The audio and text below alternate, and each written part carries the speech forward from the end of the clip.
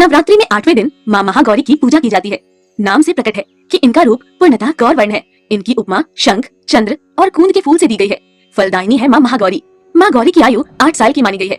इनके सभी आभूषण और वस्त्र सफेद हैं, इसलिए इन्हें श्वेतांबर धरा कहा गया है। महागौरी माँ की 4 भुजाएं हैं और वाहन वृषभ है, इसलिए वृषारूढ़ा भी कहा गया है।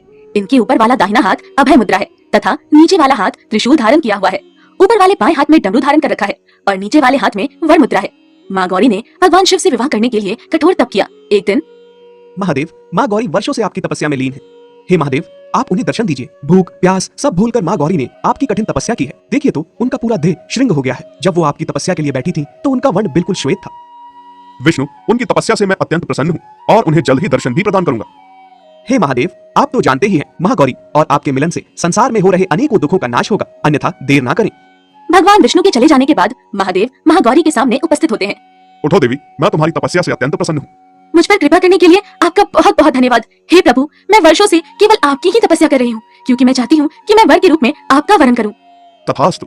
फिर भगवान शिव महागौरी को देखते हैं। उनकी पूरी काया तपस्या करते करते काली हो गई थी। महागौरी ने कठोर तपस्या की थी, इसी वजह से इनका शरीर काला पड़ गया। लेकिन तपस्या से प्रसन्न होकर भगवान शिव ने इनके शरीर को गंगा के पवित्र जल से धोकर कांतिमय बना दिया। उनका रूप गौर वर्ण का हो गया, इसलिए ये महागौरी कहलाई। ये अमोघ फलदायिनी है और इनकी पूजा से भक्तों के तमाम दुख धुल जाते हैं। पूर्व संचित पाप भी नष्ट हो जाते हैं। महागौरी का पूजन अर्चन, उपासना, आराधना कल्याणकारी है। इनकी कृपा से अलौकिक सिद्धियां भी प्राप्त होती हैं। नवरात्रि के 8वें दिन माँ महागौरी की पूजा की जाती है।